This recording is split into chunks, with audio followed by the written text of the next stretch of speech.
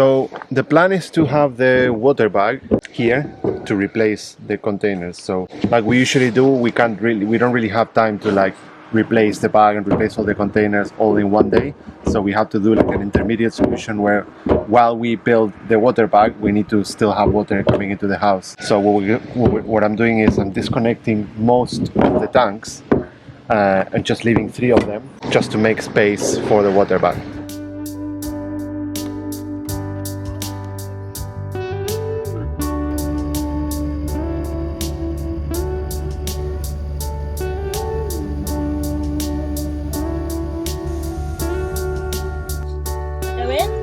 Go in.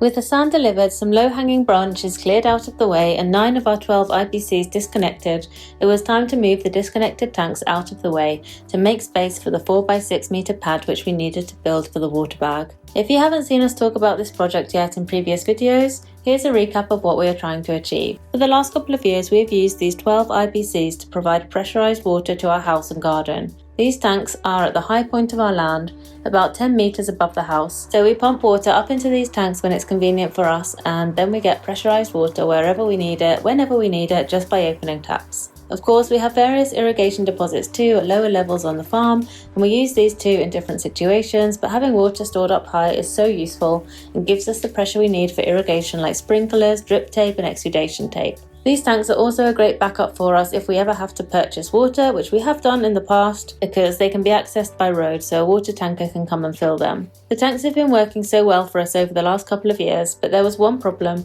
and that was that when filling them up it took a long time because the tanks all needed to balance with one another. This meant that it would take us all day basically to fill up the tanks because we would pump for 30 minutes or so, let the tanks level and then pump again a little bit later, and so on all day long, all based on guesswork because there was no way we were hiking up and down that hill 10 times a day to see how the level was doing. It was wasteful, time consuming, annoying, and also meant that we had to rely on the generator to pump rather than just being able to turn the pump on for say 3 continuous hours in the middle of the day when the sun is shining. Anyway, long story short, it was clear that we actually needed to pump into one container rather than 12 connected ones, so enter the water bag. That's 6? Yeah. Okay. Well, if we go that way a little bit more, we'll just miss that tree. It's time for detonate. The bath.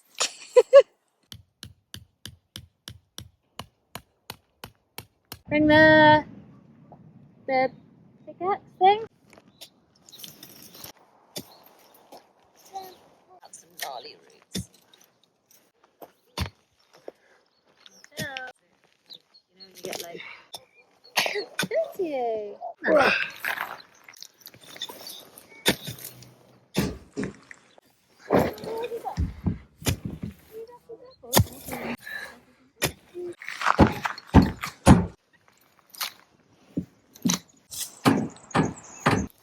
As we started clearing and levelling the space where the bag would sit, we remembered why we had gone for IBCs and not a water bag in the first place. The area was very rocky and bumpy and full of big gnarly roots, and we realised we had a long job ahead of us before we could even begin to think about laying the sand down. Having said that, we are so lucky to have this area on top of the hill. If it wasn't for this high point on our land, this wouldn't even be an option, and although it is really rocky and bumpy, it is relatively flat, so I guess I really can't complain too much.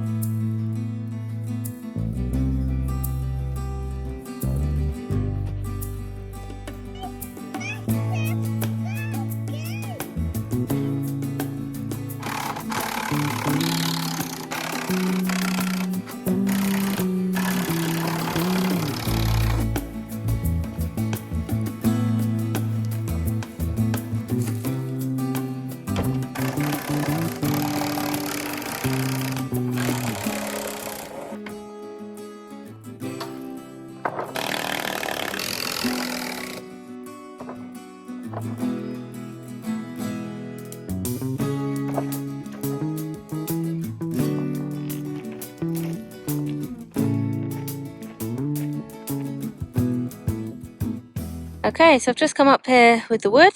This is the result of a couple of days levelling work. Well, not full days, but a few hours here and there, what we've been able to do. And yeah, we've put some sand out. You can see Mauro made a little bit of a rock wall along here, which is quite cool. And then I was thinking that we can also use that wood as a bit of a border as well. It's starting to get a bit too hot in the middle of the day to work on this comfortably, but it's the time that we've got, so we've got to try and make the most of it. There is a bit of shade over here in this corner, so I'm going to work on that corner. I would really love to get the pile of sand spread out today so that we can estimate how much more we're going to need and get those orders in. Let's do it.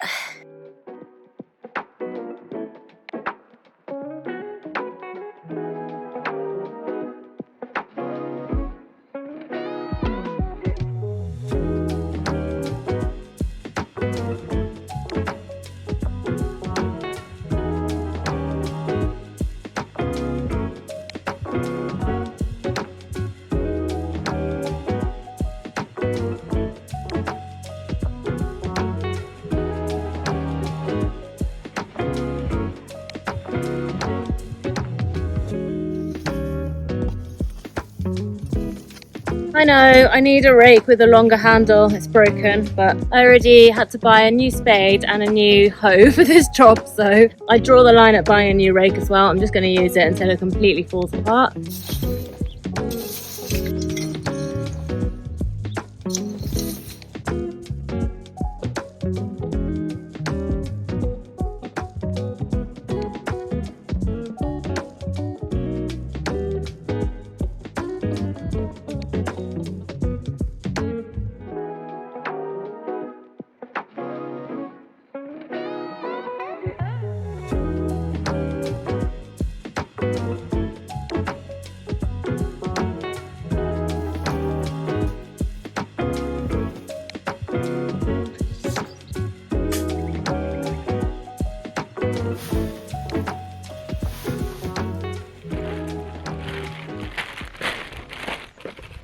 Alright, I'm in my second garden expansion right now. I'm growing potatoes in here, aubergines, peppers, tomatoes, some melon. It's just a very traditional, simple rows setup, but it's working out really well. Kale, planted some kale in here the other day. This black kale usually does alright during the heat of the summer, so hopefully it's not too late for that.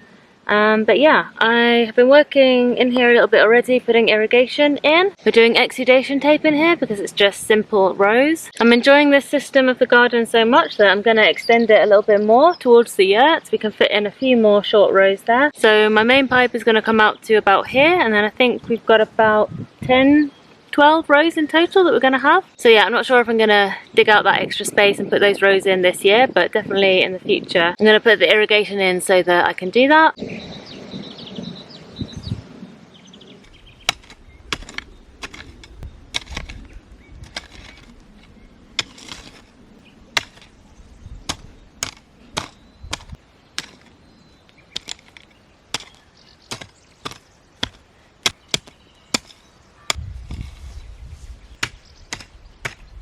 Alright, I'm not going to dig all of those rows out right now. I'll come with the rotavator to actually extend the section, but I just wanted to see roughly where they were, make sure that my measurements, my calculations for how many lines we were going to have was more or less correct.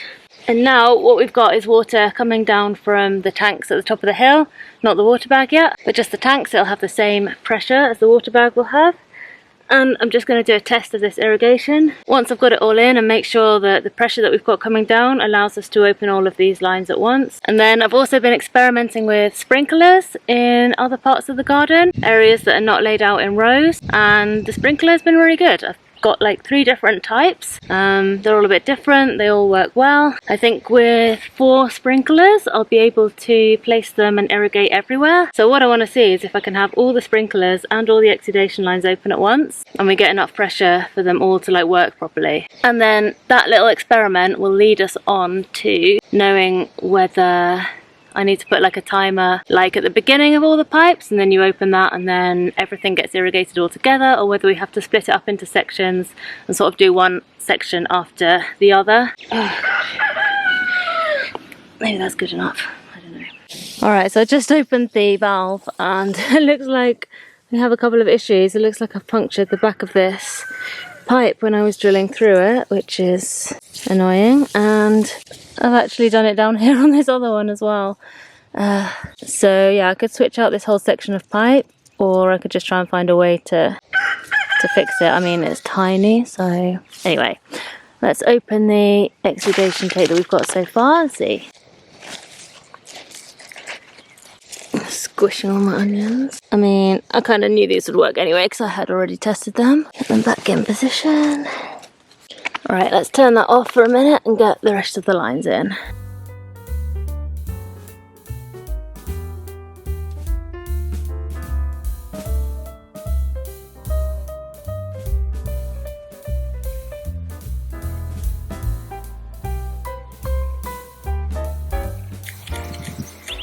So I know you can get like little end pieces for this that just plug it, but I haven't got any of those, so for now I'm just gonna fold it over and tie it off with some string. But I mean, this isn't gonna last, so I'm gonna get some of those cap things. There we go, that will do for now.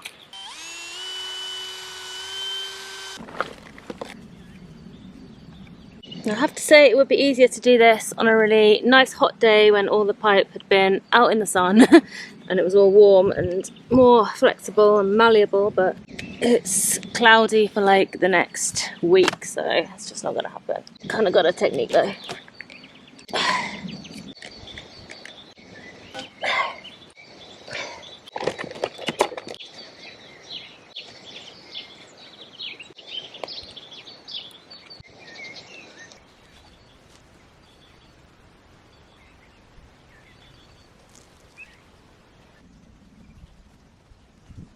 Alright, I've actually just used up the last bit of exudation tape from that 50-meter roll, so I've got 2 more lines to do. I've done 11 out of 13, so I think that's enough to test with.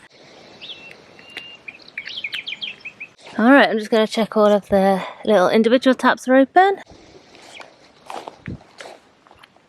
And then we're going to open the main valve again and see.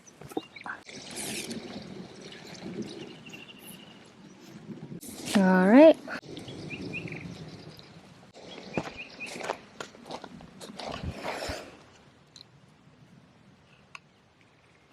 Well, that's looking pretty good to me. They're all full, they're all dripping. I think it's clear that the flatter they are, the better they work, because you can see where the line is like drooping down here into a depression. There's a lot more water dripping out, but on the whole, it seems to be working pretty well.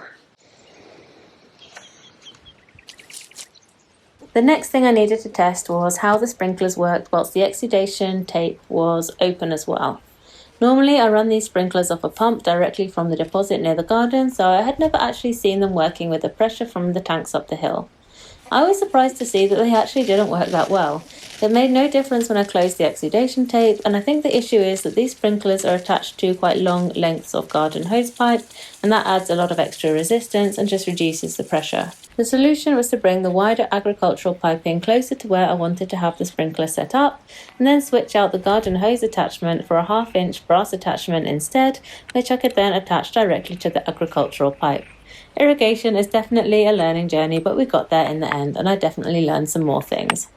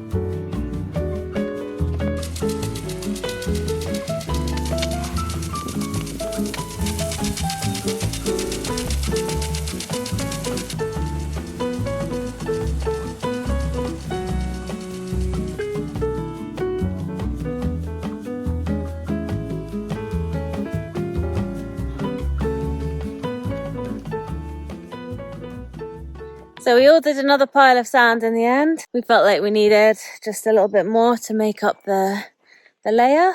So here it is, and there's Mauro spreading it out. Any interesting animal prints across here? There's some big dog footprints. There's still like sharp little bits visible, you know. I don't know, like little thing. I mean, okay, that's clay, but I mean, like little bits like this that are just like left around. Like, could that be dangerous, or is this just overkill?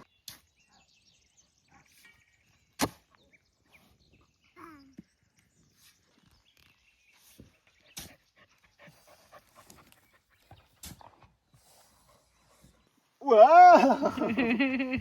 Whoa! Una wants to play, but she doesn't understand the rules of the game.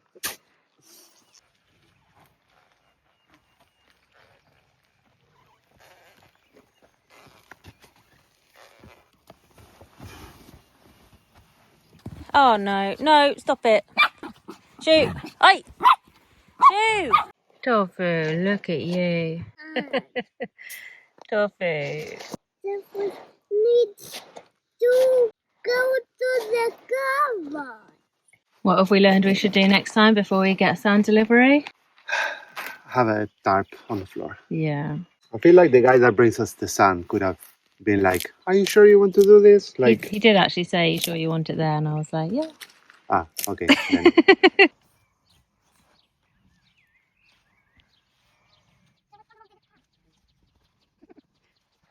Papá está. Estoy andando. ¿Qué hace papá? How's your little zen garden going? Feeling very zen right now? Not feeling very zen right now. Is it because your rake's too short? Yeah. And look at this. I know. Stomp it, Santi, stomp it. Lay down. Stop. It looks quite level on the video.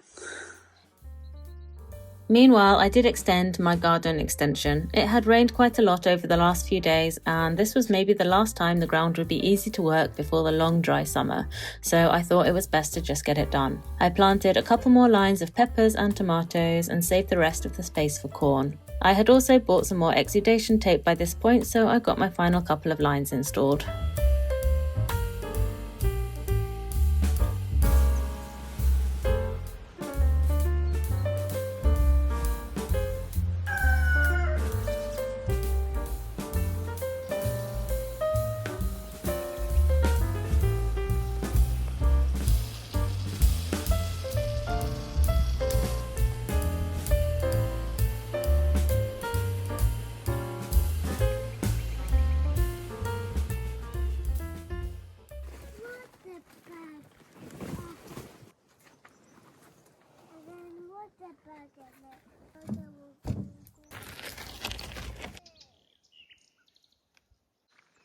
Look at all the blossom on this olive tree. It's going to be a crazy year for olives. 2, 3.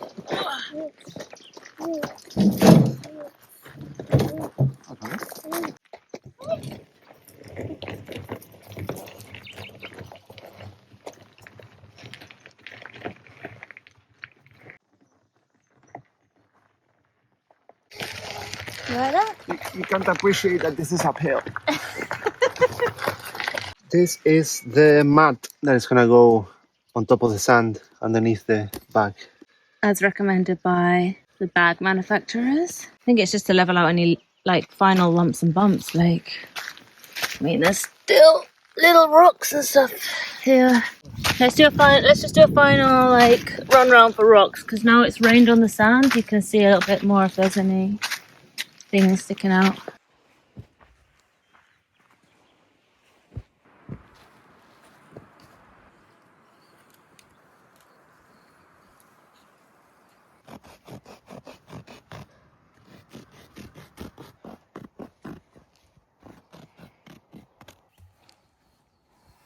Toffee, get off! No, off! Off! My gosh! Off! Oh, come on, off! What's inside the water bag? The water bag inside the water bag. one. Think it's full of water? Yeah.